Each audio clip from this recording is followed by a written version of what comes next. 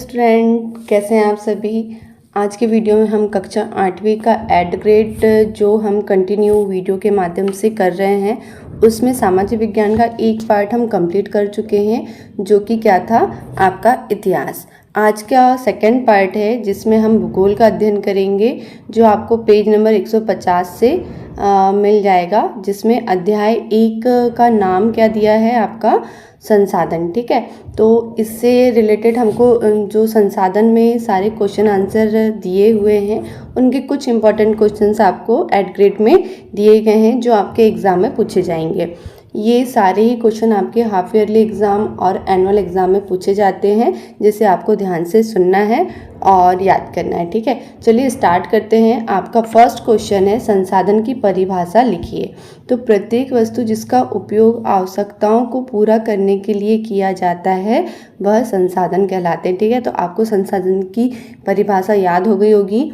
प्रत्येक वस्तु जिसका उपयोग आवश्यकताओं को पूरा करने के लिए किया जाता है, वह संसाधन कहलाते हैं। ठीक है, तो ये आपका मोस्ट इम्पॉर्टेंट क्वेश्चन है।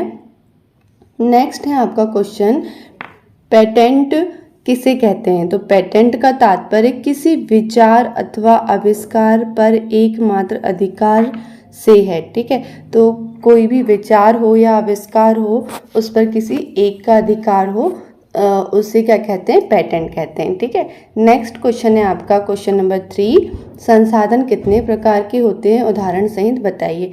तो संसाधन कितने प्रकार के होते हैं, 2 प्रकार के, एक है प्राकृतिक और एक है मानव निर्मित अर्थात कृत्रिम। ठीक है, तो उदाहरण प्राकृतिक के जैसे जल, मृदा, खनिज, ये आपके प्राकृतिक संसाधन कहलाते हैं। ठीक है, नेक्स्ट है आपका मानव निर्मित, जैसे पुल, सड़क, मशीन, जिनका यूज़ आप अपनी सुविधाओं के लिए कर रहे हैं, ये मानव निर्मित कृत्रिम संसाधन आपके हैं। ठीक है, नेक्स्ट क्वेश्चन है आपका 4, नवीनकरणीय एवं अनवीनकरणीय संसाधन में कोई 3 अंतर लिखिए। तो नवीनकरणीय अर्थात शीघ्रता से नवीनीकृत, ठीक है, नवीकृत, ओके, और सीमित भंडार, अनवीनीकरण में सीमित भंडार होते हैं।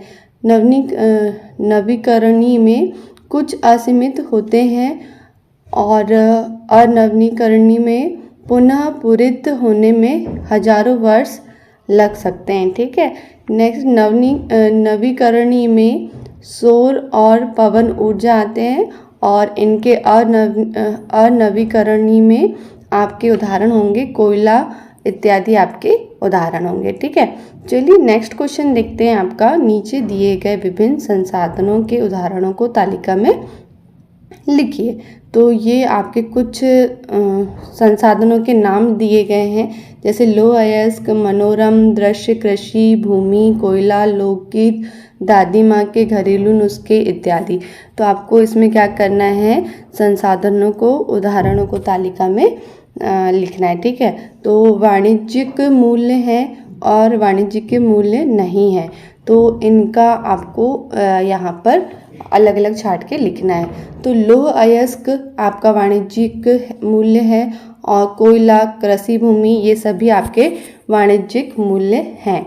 वाणिज्यिक मूल्य कौन से नहीं है, मनोरम दृश्य, तो ये सारे ही आपके क्या हैं, प्राकृतिक दृश्य हैं, जो कि वाणिज्यिक नहीं है। दादी माँ के घरेलू नुस्खे, लोकगीत, ठीक है, तो ये सारे आपके वाणिज्यिक मूल्य नहीं है।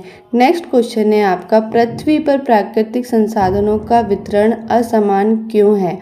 तो पृथ्वी पर प्राकृतिक संसाधनों का वितरण असमान इसलिए है क्योंकि प्राकृतिक संसाधनों का वितरण भूभाग, जलवायु, ऊंचाई जैसे अनेक भौतिक कारणों पर निर्भर करता है। पृथ्वी पर इन कारकों में विभिन्नता होने के कारण संसाधनों का वितरण असमान है। ठीक है, कहीं भी हमारा जो जलवायु है, भूभाग है, वो एक समान नहीं है, हर अलग अलग स्थान पर इनका अलग अलग प्रभाव देखने मिलता है। ठीक है, नेक्स्ट क्वेश्चन है आपका, कोई 5 मानव निर्मित संसाधनों के नाम लिखिए। तो जो मानव निर्मित संसाधन हैं जिनका हम उपयोग करते हैं, प्लास्टिक, ठीक है, सोडा, रबर, प्रौद्योगिकी, इलेक्ट्रिसिटी, ठीक है, ये सारे क्या हैं, मानव निर्मित संसाधन हैं। नेक्स्ट क्वेश्चन है आपका प्रश्न नंबर 8वां, मानव संसाधन से क्या तात्पर्य है, इसे किस प्रकार मूल्यवान बनाया जा सकता है।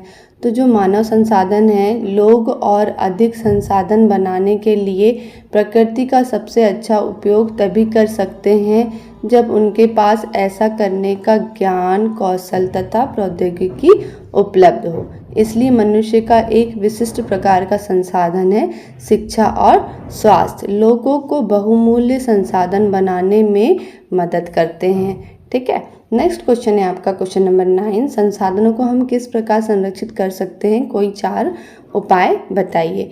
तो संसाधनों को कैसे सुरक्षित किया जा सकता है, पुनः उपयोग करके, पुनः चक्रण करके, कम उपयोग करके उनका हम सही तरीके से या उनको सुरक्षित कर सकते हैं, पुनः प्राप्त करके, है ना।